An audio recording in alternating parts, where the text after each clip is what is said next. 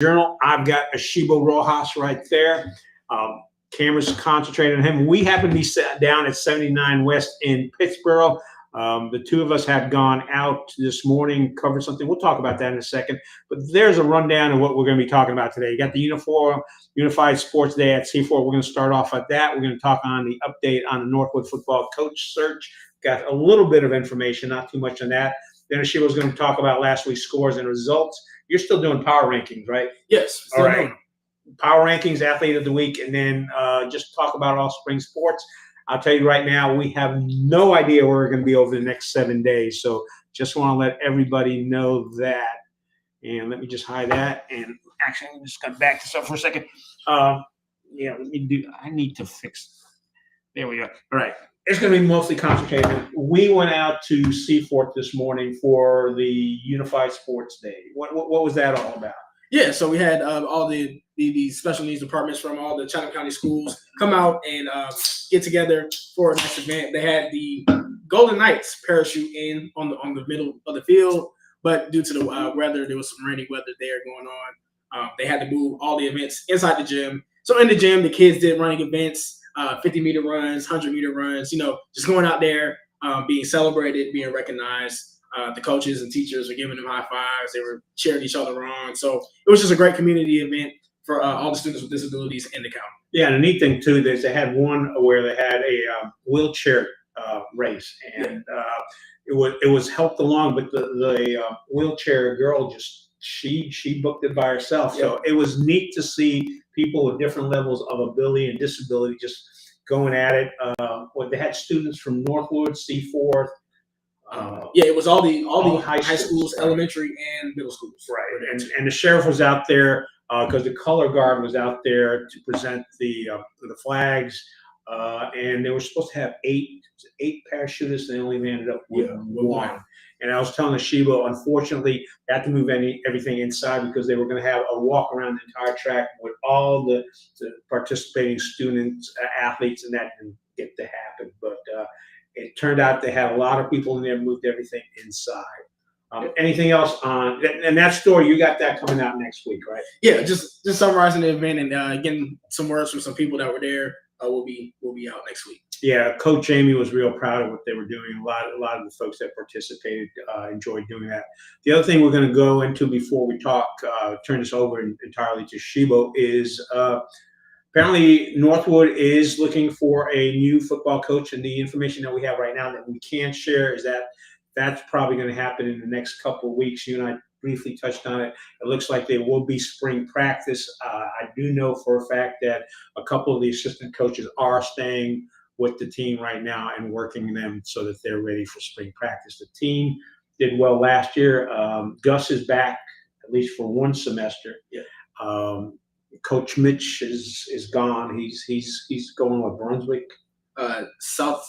I think it was South Brunswick. Yeah, we were on spring. On the East Coast. That's where he's going to. But actually, yeah, it should be. Yeah, it is official. I think of the 9th was when it was made official. So yeah, Southwest Brunswick, I think, is where he's going. Yeah, and I'm at liberty to say that one of the reasons he left, he and his wife are having a child, and South Brunswick's compensation was a little bit more than what Chatham County had to offer. So anyway, that's just a quick brief, and we're going to go into our regularly scheduled program, and Asheebo's going to run down as to what's in the Chatham News and Record that's out there today. So you need to pick that up, but you got the one and only Mr. Rojas here is going to give you a complete rundown.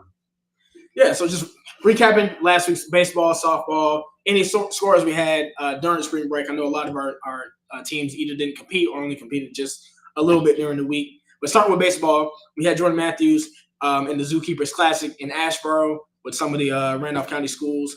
They started 2-1. They started with a 2-1 win over Wheatmore on the second.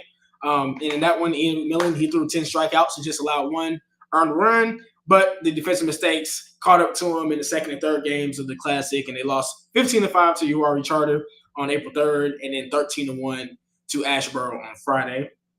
And then Chatham Central, they played a doubleheader against Chatham Homeschool in the Thundercat Invitational at Eastern Randolph High School during the week. And they won the first game 13-3 and the second game 22-6. So a great week for the Bears against Chatham Homeschool.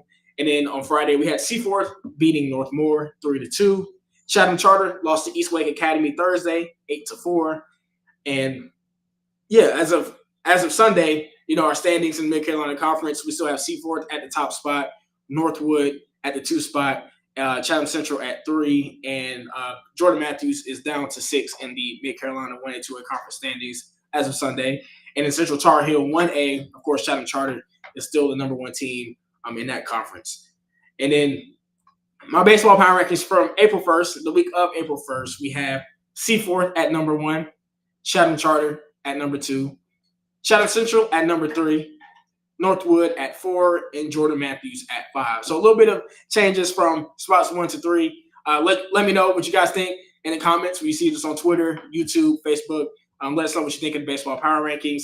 I'm liking Seaforth. They're having a really good season, turnaround from last year, and getting that program in the right direction here in their 3rd year. And then Chatham Central is another team to watch. They're in the Mid-Carolina 1A 2A conference. They have a really good pitching core, really good hitting as well. They're a really well-rounded team that I think can make some noise here as the season comes down to a close here. Have you seen those top 3 power ranked teams improving? I know I saw them early on, but you've watched them more, and it seems that they've gotten better. What are there any individuals on each of those 3 top teams that you feel have improved the most or doing better than beginning of the year? Oh yeah, I watched Chatham Central and Seaforth playing their second game of the season a couple weeks ago, and I mean the one player that stood out to me was Anthony LaPasse on the mound. He was just really technically sound on the mound and getting his pitches where he wants them. Very effective, and that one actually both pitchers from Seaforth and Chatham Central, did their thing, and that one I think was 2-1. So it's really tough to hit against Chatham Central when he's on the mound. And I think if they can have him, healthy throughout the rest of the season and into the playoffs, they could be a tough team to beat there in 1A. Do you find in high school baseball that pitching how important is pitching in high school baseball? I feel like it's very important because, these kids, that you are going to go up against some talented kids that can hit the ball. And I saw that with Jordan Matthews when they played Asheebo on Friday at the Zookeepers Classic. Like, when pitching is not going well, it can get really ugly, for a team that's going through their whole entire batting lineup in the inning, So I think it's really important to have a good pitcher out there because, these kids are really talented. And even Aiden Allred, who I've been looking at from Chatham Charter, he's been having a really good batting season, batting way over 500 as a batting average. So it's a lot of kids that's way over 500 that's going to hit the ball at least once or multiple times during the game. So having great pitching. I know it's a little bit early, but out of the teams here in Chatham County, who you feel is going to go on to the playoffs? Onto the playoffs. I can see Seaforth, of course, Chatham Charter in 1A and Chatham Central in 1A. And I think Northwood as well. I think Northwood is having a pretty good season for them.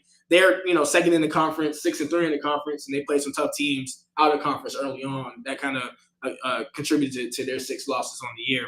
So, Northwood, really all those top 4. Jordan Matthews, they're 5-7. I think from last time, as of Sunday, they were 5-7. They slipped a little bit last week, and as you can tell, I think talking to their coach and Coach Felder, he really wants his seniors to really, care about it and lock in and really take the charge and get them back on track as the season gets to this final stretch. You mentioned Reed Albright, didn't you? No. But you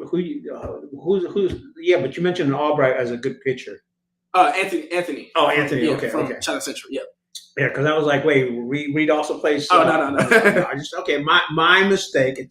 It's my mistake. All right, go on. Yeah, and then softball. So in softball, we had Chatham Central. They beat Eastern Guilford in 9 innings on Saturday, 3-2. And that one, Maddie Kazmarczyk, I'm sorry if I'm mispronouncing your name. She brought in a winning run on her first career home run. So congrats to Maddie. And she also took care of business on the mound. We just talked about pitching. She's been really good for the Bears as a freshman. here this year. She threw 13 strikeouts and didn't allow an earned run in all 9 of the innings she pitched. So she went even, 2 extra innings and still didn't allow an earned run, 13 strikeouts. So great game from Maddie Kay. And then Chatham Charter, they went over Cornerstone Charter Friday, 18-6. And that one, Kenzie Jordan, she led the Knights at the plate with 2 hits and 4 RBIs. And that's all we have for softball. So, the standings as of Sunday didn't change too much from last week. We had Chatham Central number 1 in the Mid-Carolina 1A 2A conference. And then Jordan Matthews right behind them at number 2. And then we have Seaforth at 5 and Northwood at 7. And then in the Central Tar Heel 1A conference standings, we have Chatham Charter, of course, number 1 in the conference. As of Sunday, they were 7-1 and 3-0. And then my softball power rankings from the week of April 1st, I got Chatham Central at number 1, Jordan Matthews at number 2, Chatham Charter at number 3, Seaforth at 4, and Northwood at 5. All right, going back to the same question, but softball, any individual players that you see have been doing really well? Yeah, like I said, Maddie Kay from Chatham Central, I think by far has been one of the most impressive players as a freshman, because just her impact on the team. Coach Worth has really, trusted her with leading the team on the mound, and she's been doing some big things from the plate as well as a batter. So that's one to keep my eye on. And I plan to come out to Jordan Matthews tonight to watch them play at Northmore. So definitely want to take a look at the Jets, who's second place in the conference, and see what they've got going on down there as well, and check out some of their players that I'm sure are doing pretty well this season. What's your overview for the playoffs for softball? For the playoffs, yeah. So I definitely can see Chatham Central and Jordan Matthews getting in there. Chatham Charter as well on the 1A side. For Seaforth and Northwood, for Seaforth, really, it might come down to the final, weeks and games. If they can pull out some wins and maybe get a low seed in the playoffs. Northwood the same way. So those two is kind of up in the air right now as far as playoffs. But I think the top 3 teams, Chatham Central, Jordan Matthews, and Chatham Charter, definitely have will definitely get in. And I think Chatham Central and Jordan Matthews definitely can make some noise in multiple rounds in the playoffs. Yeah, I'd like to thank the folks that are watching us, because I mentioned to Asheebo before we started, now the basketball season's been over for several weeks and we're into spring sports. A lot of you folks are still watching us. In fact, there's 16 of you watching us right now, and usually we get over 500 to 600 viewers every week. So we appreciate it. We did take a break last week, and we're back again. And Asheebo's just got a whole bunch of other sports to talk about. Yeah, and then we also had girls soccer going on. A couple games from girls soccer last week. Woods Charter, Woods Charter lost to Franklin Academy on Friday, 6-0. And then Chatham Charter, they beat Central Carolina Academy 2-1 on April 3rd. And then they also lost to Research Triangle on Friday, 9-0. And that one, in the Mid-Carolina 1A 2A conference for girls soccer, Seaford's still the number 1 team as of Sunday. Northwood right behind them at number 2. And then we got Jordan Matthews at 6. And in the Central Tar Heel Conference, we have Woods Charter at 1 there and Chatham Charter at 5. Woods Charter and Seaford, I think, are going to be playing for a big matchup next week that I'm really excited for. Yeah, that's a worthwhile game. I think you and I talked about it several weeks ago. Whenever you see Woods play against Northwood or Seaforth, those are usually great games. Yeah, so definitely looking forward to that one. I know Sophia from Seaforth and the Woods Charter players are really excited for that one as well.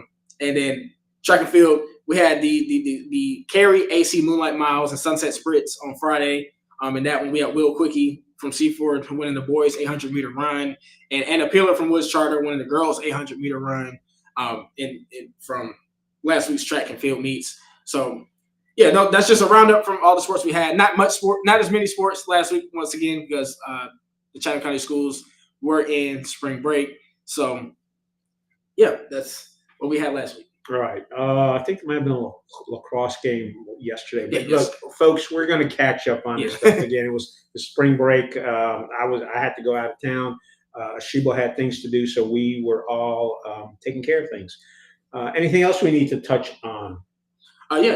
Also, other stories coming out in the paper this week. We had Drake in the McDonald's All-American game. He had a really great game, showing his defensive skills in that one. You know, in the All-Star game, it's kind of hard to get your offense going. There's a lot of kids that ball dominant and like to, take a lot of shots. But for Drake, he's kind of we know he's kind of a more well-rounded player, especially on defense. And he made a lot of big stops. He had some steals later in the fourth quarter to help the East come back.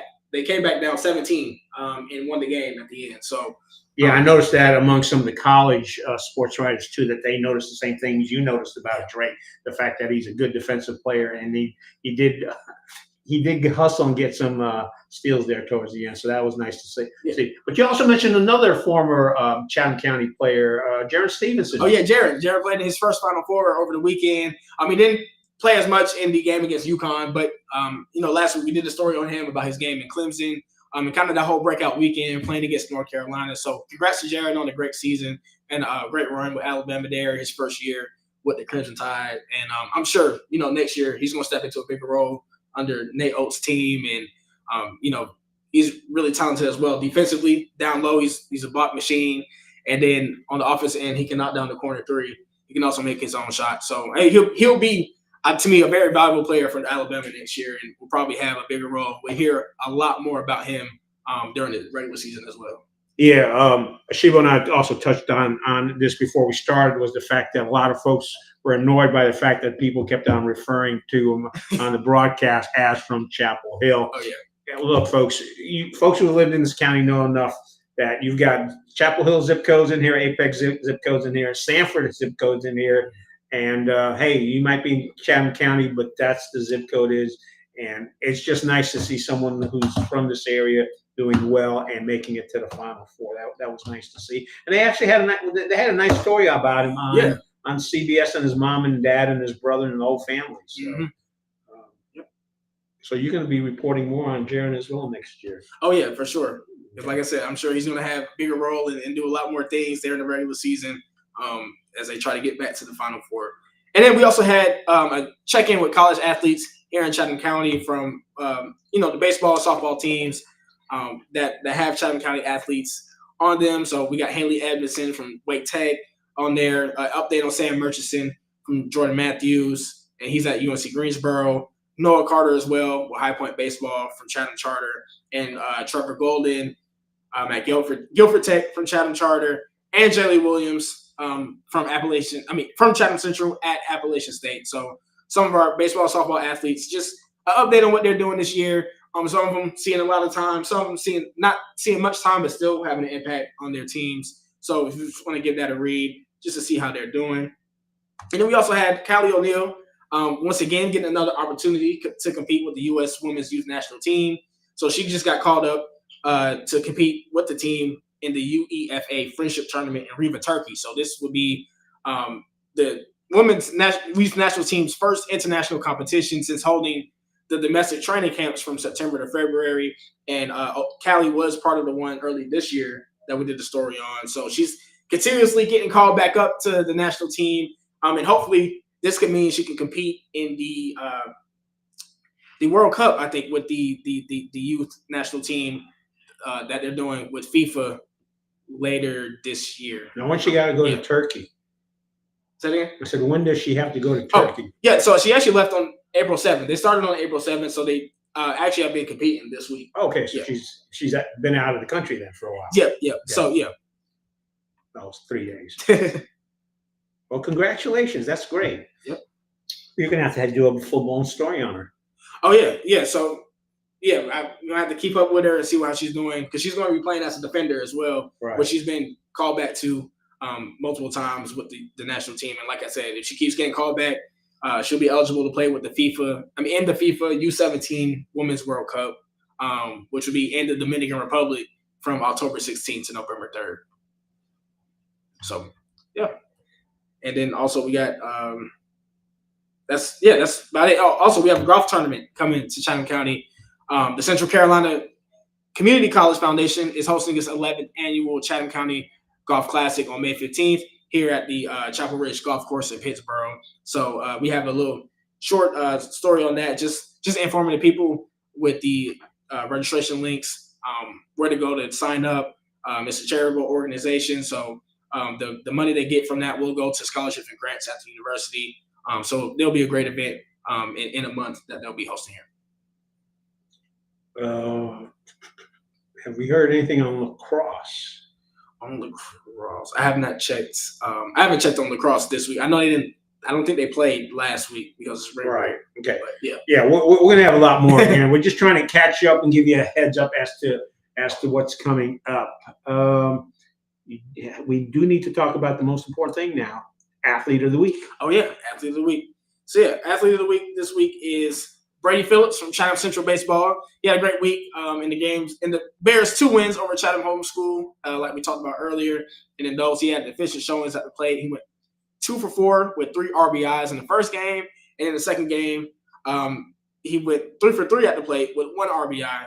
And then also he pitched in the second game and struck out 1 batter and gave up 0 runs in just 2 innings that he pitched. So great overall performance from him in those 2 games. And congrats to Brady. And congrats to Chatham Central as they continue to build some wins here in the middle of the season. All right. Anything else?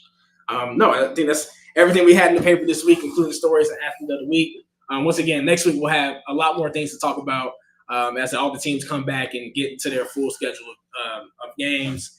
And yeah, like I know we got some big, like you said, the big soccer game between Woods Charter and Seaford as well, and some more big baseball and softball matchups down the road. Yeah, and hey, look, if we have nothing else to talk about, we're going to wrap things up. Come back next Wednesday, same time, same back channel. For those of you who used to watch Batman, that was an old show. I used to watch as a kid.